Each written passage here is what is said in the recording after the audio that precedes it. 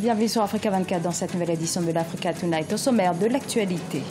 Réaction en République démocratique du Congo aux sanctions imposées par l'Union européenne. Le pouvoir congolais parle d'une décision inacceptable.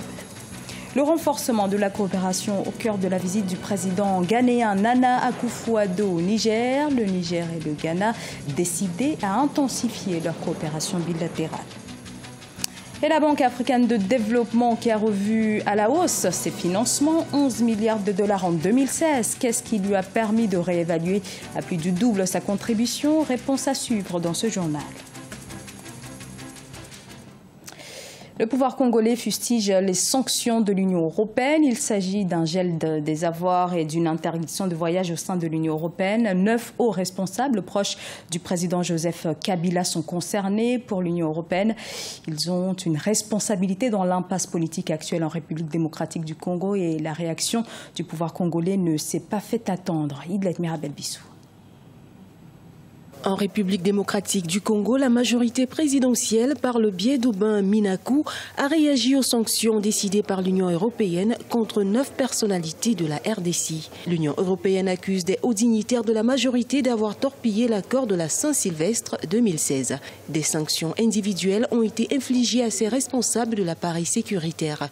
Ces sanctions portent notamment sur l'interdiction de voyager dans l'Union européenne et le gel des avoirs.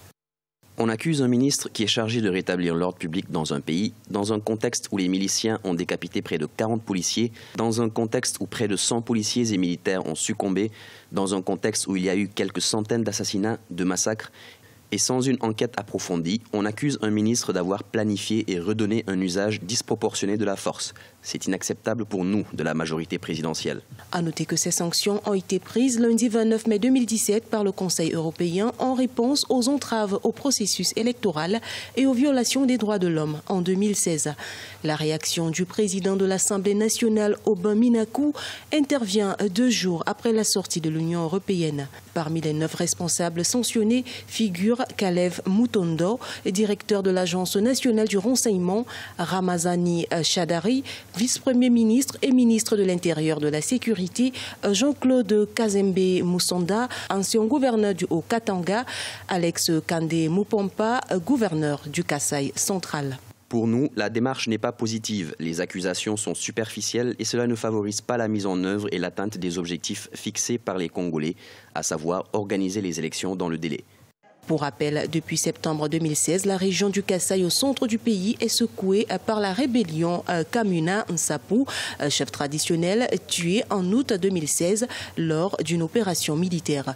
Selon les Nations Unies, ces violences ont fait plus de 400 morts et causé le déplacement de 1,27 million de personnes.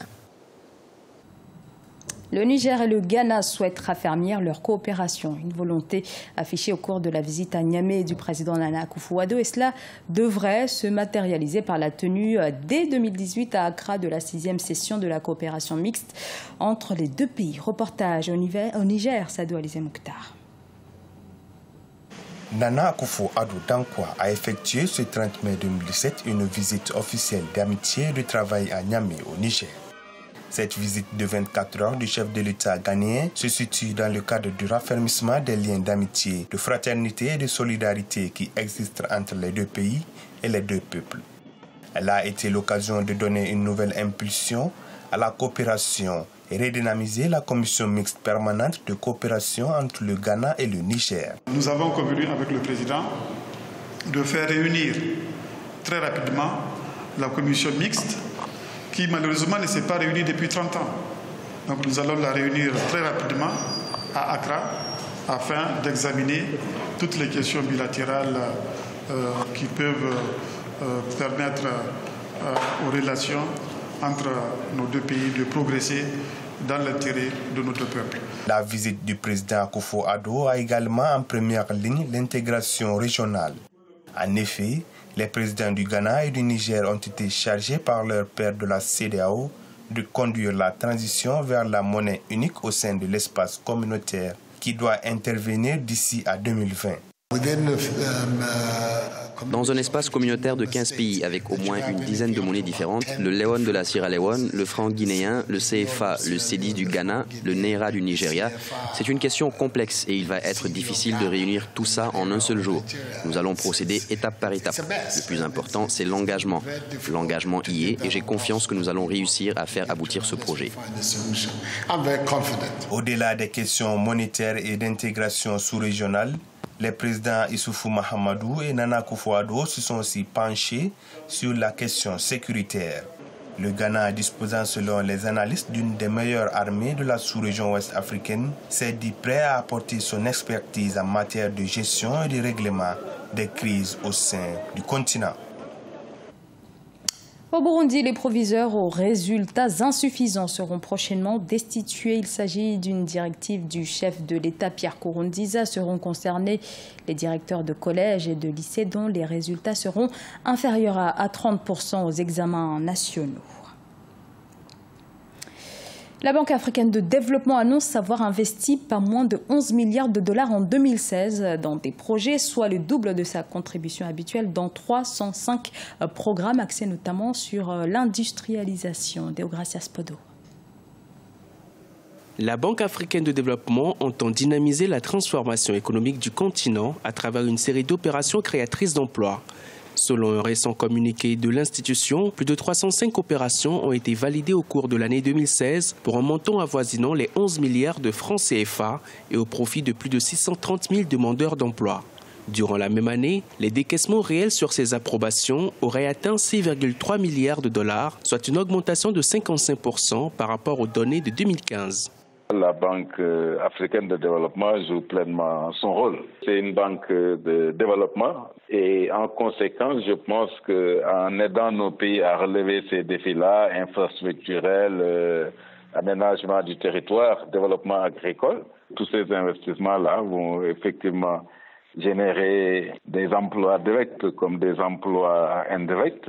Réunis du 22 au 26 mai 2017 à Ahmedabad, en Inde, les 3000 délégués de la Banque africaine de développement ont récemment réaffirmé l'importance de renforcer la coopération avec les partenaires du continent pour réussir son programme de transformation. L'institution a pu intensifier ses opérations dans le cadre de ses 5 chantiers, notamment éclairer et fournir de l'énergie, nourrir l'Afrique, industrialiser l'Afrique, intégrer l'Afrique et améliorer la vie des Africains. Elle se dit plus à même de répondre aux principaux besoins de développement.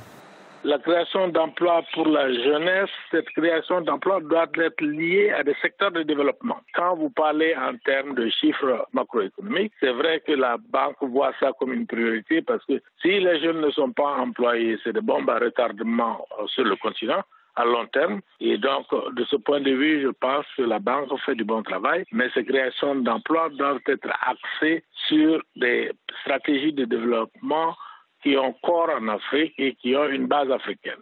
Le thème des 52e Assemblée générale de la Banque africaine de développement tenue en mai 2017 en territoire indien était « Transformer l'agriculture pour créer de la richesse en Afrique ». Les délégués ont abordé l'ensemble des grandes questions liées à l'agro-industrie et formulé des propositions sur l'amélioration de ce moteur de croissance du continent.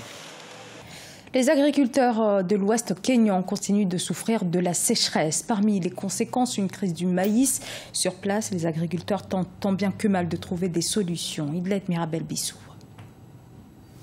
Les agriculteurs kényans réhabilitent les rives pour lutter contre l'assèchement des cours d'eau. À l'ouest du Kenya, ils travaillent à protéger les terres riveraines en cultivant des arbres et en pratiquant de nouvelles formes de conservation dans leurs fermes. Au quotidien, les communautés locales cultivent trop près des rives et des zones humides. Au fil du temps, les cours d'eau qui alimentent les villages perdent leur volume. Dans le passé, cette rivière avait beaucoup d'eau. Maintenant, le niveau de l'eau a sensiblement baissé. Nous avons montré aux riverains comment planter les arbres et éviter la dégradation de l'écosystème. Pour lutter contre l'érosion fluviale, les agriculteurs plantent des arbres qui absorbent moins d'eau le long des berges des rivières. Ces agriculteurs de Trans-Nzoia, dans l'ouest du Kenya, tentent d'inverser les dégâts en augmentant le volume d'eau dans les sources et les rivières à proximité avec cette nouvelle technique de reboisement. Je ne connaissais pas les terres autour de la rivière parce que les gens cultivent sur les rives. J'ai donc décidé de dégager des terres pour planter des arbres pour protéger les rives afin que nous puissions augmenter le niveau d'eau. De cette façon, nous, agriculteurs, continuerons à prendre soin de notre bétail et de nos champs en les irriguant avec de l'eau. La dégradation des terres est un problème majeur au Kenya et demeure une menace pour une économie dépendante de l'agriculture. Les agriculteurs dépendent souvent des eaux souterraines et des rivières pour des cultures vivrières comme le maïs et les haricots. À noter que 2,7 millions de personnes, dont la moitié des 47 comtés du Kenya, ont été touchées par la sécheresse qui a frappé le pays en 2016. Ce journal a été réalisé par l'ensemble de la rédaction. Merci à vous de l'avoir suivi. Dans un instant, une nouvelle édition de l'actualité sur Africa 24.